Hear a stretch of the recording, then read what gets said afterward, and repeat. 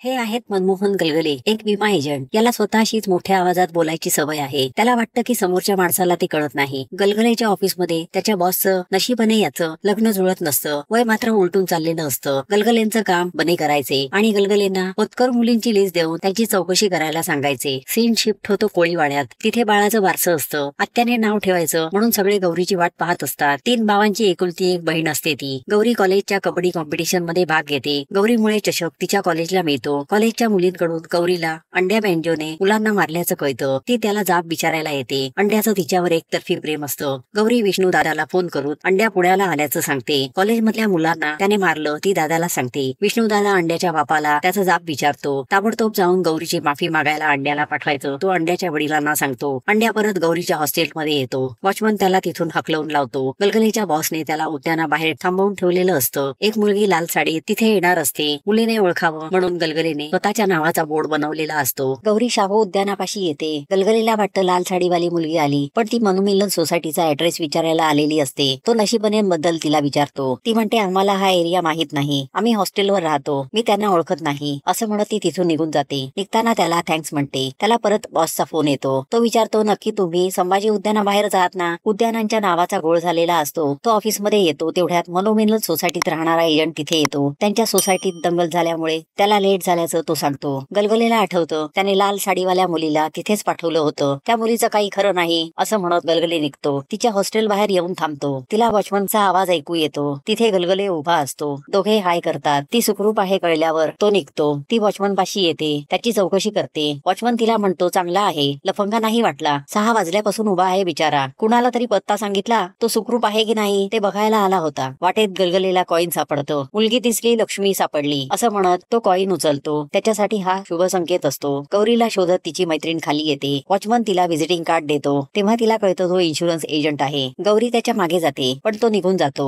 गलगले बॉसच्या केबिन मध्ये बसलेला असतो. नशिबाने गलगलेला सांगतो हिच्याशी लग्न करू का. गलगले स्वतःशीच बोलतो अरे देवा, यांना कुठेतरी नेऊन ठेवा. तेवढ्यात गौरीच्या मैत्रिणीचा फोन येतो. बने तो फोन गलगलेला देतो. लग्नासाठी फोन असेल म्हणून बॉस उतावळा होतो. गौरीची मैत्रीण गलगलेला म्हणते आम्हाला 7-8 जणींना तुम्हाला भेटायचंय. आम्हाला ग्रुप इन्शुरन्स काढायचंय. हॉटेल चंद्रामध्ये 3 वाजता भेटायला बोलवते. तो बॉस कडून परवानगी घेऊन यायचं कबूल करतो. गलगले निघाल्यावर 7-8 मुलींपैकी एकतरी हो म्हणू देत म्हणत बने देवाला साकडं घालतो. गलगले बस स्टॉपवर उभे असताना एक हवालदार त्यांच्याकडे येतो आणि त्याला जीपकडे घेऊन जातो. गलगलेचा बालमित्र तान्या त्याच्या समोर उभा असतो. तुला जिथे पाहिजे तिथे सोडतो म्हणत त्याला जीपमध्ये बसायला सांगतो. त्याला हॉटेलकडे सोडतो. गौरीच्या मैत्रिणी हॉटेलमध्ये बसलेल्या असतात. तो तिथे येतो. मुली त्याची मस्करी करायला सुरुवात करतात. गलगले विचारतो एवढं खाणं मागवलंय त्याचं बिल कोण भरणार. सगळ्या त्याचं नाव घेतात. आता गलगलेच्या लक्षात येतं. तो स्वतःशीच बोलतो या मुली मस्करी करतायत, यातून त्यांना आनंद मिळतोय, मग काय हरकत आहे. इथे हॉस्टेलवर गौरीच्या मैत्रिणी परत गलगलेला माफी मागायच्या निमित्ताने बोलावून परत त्याला कापूया असा प्लान करत असतात. एक मुलगी गलगलेची ऍक्टिंग करत असते. त्याचं नाव गौरीच्या कानावर पडतं. ती तिथे येऊन विचारते.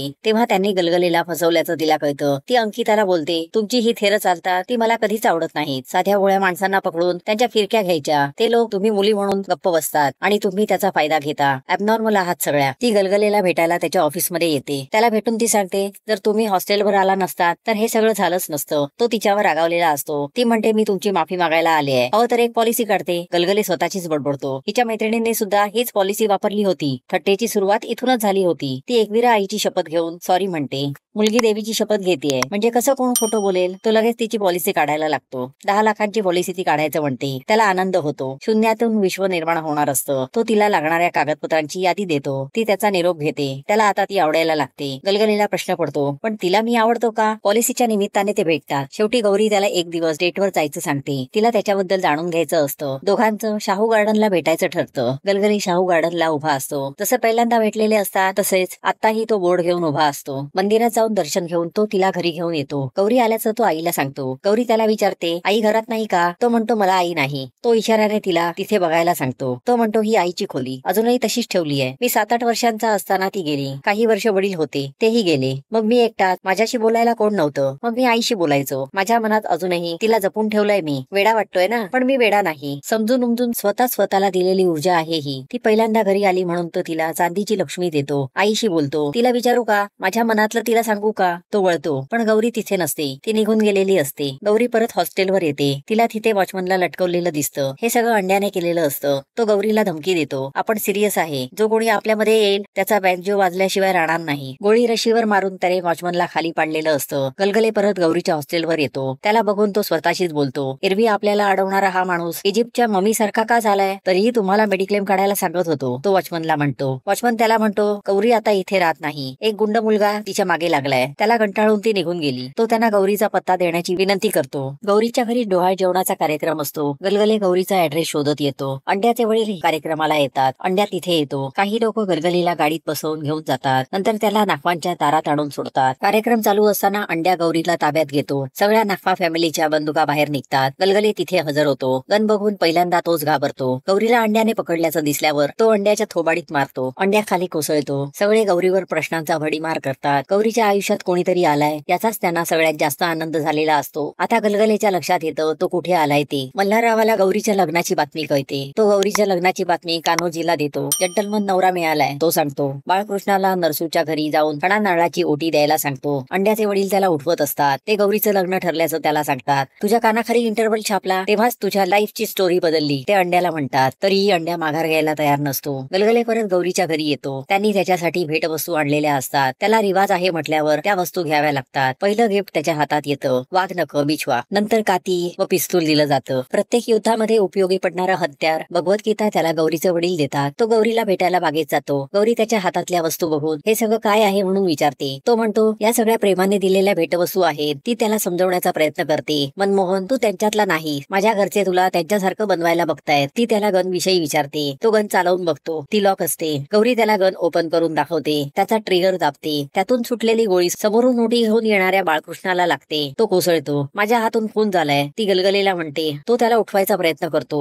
तो म्हणतो दुसऱ्यांच्या बागेत असे झोपलाय काय? शेवटी त्याला कळतं की तो खरंच मेलाय. तो स्वतःशीच बोलतो, आपण गौरीवर प्रेम करतो. हा खून गौरीच्या हातून झालेला नाही. तो हातातला कोयता खाली टाकून गौरीकडचं पिस्तूल स्वतःकडे घेतो. गौरीचे भाऊ तिथे येतात. त्यांना मात्र गलगलेचा अभिमान वाटतो. एक भाऊ बॉडीची विल्हेवाट लावायला सांगतो. हा माणूस म्हणजे लंगडा बाळकृष्ण असतो. सगळ्यांचं टेन्शन वाढतं. सगळे त्याला खाडीत टाकायला घेऊन जातात. त्याला खाडीत टाकतात. गलगले पोलिसांना सांगायचं म्हणतो, पण गौरीचा भाऊ अडवतो. दुसऱ्या दिवशी एका कोळ्याच्या जाळ्यात बॉडी लागते. पोलीस तिथे येतात. बाळकृष्ण हा मल्हाररावाचा जावई असतो. तो शपथ घेतो, याच्या खुनाचा बदला मी घेणारच. गलगलेला नागवांनी पुण्याच्या बसमध्ये बसवून दिलेलं असतं. लग्नाची सगळी तयारी झाली की त्याला परत बोलवणार असतात. तोपर्यंत हे प्रकरण थंड झालेलं असेल. तिचे भाऊ आपापसात चर्चा करत असतात. गलगले पिंपरी चिंचवडला न उतरता मध्येच उतरून पोलीस स्टेशनला जातो. मी खून केलाय असं तो पोलिसांना सांगत असतो. तो तान्याच्या पोलीस स्टेशन मध्ये आलेला असतो. बाळकृष्ण नावाच्या माणसाला मी गोळी मारली. मधूनच तो गौरीचंही नाव घेत असतो. मनमोहनला तिच्या कुटुंबाने परत पुण्याला पाठवल्याचं गौरीला कळतं. ती त्यांना म्हणते मनमोहन खूप साधा आणि पापभीरू आहे. तो आता पोलिसात जाणार. त्यांचं बोलणं चालू असताना गलगले दारात येतो. सगळे त्याला विचारतात, तू इकडे परत का आलास? तो पोलीस स्टेशन मध्ये गेल्यावर काय झालं ते सांगतो. पण तान्या नाव न घेता एक व्यक्ती यातून मला बाहेर काढणार आहे तो म्हणतो. नाव न घेण्यासाठी तान्याने त्याला गौरीची शपथ घातलेली असते. सगळे त्याला नाव सांगण्यासाठी फोर्स करतात. तेवढ्यात तानाजी घोरपडे तिथे येतो. सर्च करताना त्याला सुटलेली गोळी सापडते. तो ती खिशात टाकतो. त्याने पिस्तूल ताब्यात घेतलेलं असतं. सगळे त्याला विचारतात, काही सापडलं का? तानाजी नाही म्हणतो. विष्णू दादा म्हणतो, कसं सापडेल? तो इथे आलेलाच नव्हता. तानाजी म्हणतो, मनमोहन कोणाचा खून करू शकत नाही. मला माहित आहे खून इथेच झालाय. गौरी पुढे येऊन त्या दिवशी काय झालं हे सांगायला सुरुवात करते. पण त्याआधीच तान्या सगळी स्टोरी सांगतो. मी माझ्या मित्राच्या पाठीशी उभा आहे. त्याच्या आयुष्यात एक चांगली गोष्ट घडतेय. त्याचं हे सुख कोणीही हिरावून घेऊ शकणार नाही. तो लग्नाची तयारी करायला सांगतो. तो गौरीला म्हणतो, वहिनी हा खून तुमच्याही हातून झालेला नाही. अंड्या त्याच्या बापाला सांगतो, तू आपल्याला मदत केली नाही. आता आपण आपली लढाई स्वतः लढतो आहे. अजून पण गौरीसाठी चान्स आहे आपल्याला. मल्हाररावाला पत्रिका द्यायला गौरीची फॅमिली जाणार असल्याचं अंड्याला कळतं. तो वडिलांना म्हणतो, अजून डाव आपल्याच हातात आहे. मल्हाररावाला पत्रिका द्यायला नागवा फॅमिली जाते. तेवढ्यात मल्हाररावाला एक फोन येतो. नागवा विचारतात, काही वाईट झालं का? तो म्हणतो, आमचा जावई बाळकृष्ण याला मारलं. नरसू, तुझ्या जावयाच्या हातून खून झालाय बाळकृष्णाचा. आमच्या नियमानुसार बाळकृष्ण मेला तसा तुझा जावई मेला पाहिजे. जावयाच्या बदल्यात जावई. ते नरसूला गौराईचं लग्न झालं की तुझ्या जावयाला तू मारायचं म्हणतात. आणि जर तुम्ही मारलं नाही तर कान्होजी मारणार तुमच्या जावयाला. आणि जर दगाफटका झाला तर सगळेच मरणार. नागवा घरी आल्यावर महेशला तिथे काय झालं ते कळतं. तो एक आयडिया सुचवतो. आता आपण मल्हाररावालाच संपवायचं. गलगले तिथे येतो. जावई वजा जावई ही गोष्ट नरसूनी गलगलेला सांगितलेली असते. महेश चिडतो. हा मनातल्या गोष्टी बाहेर बोलतो. हे जर कुठे बोलून बसला तर काय होईल? महेश म्हणतो. गलगले उपाय सुचवतो. तानाजी पोलीसवाला आहे. जर त्याला सांगितलं तर लहानपणापासून तो माझ्या पाठीशी उभा आहे. यावेळीही राहील. सगळे तानाजीला भेटतात. तानाजी त्यांना एक प्लॅन सुचवतो. तो वरिष्ठांना क्लिप्स दाखवतो. नरसू नागवा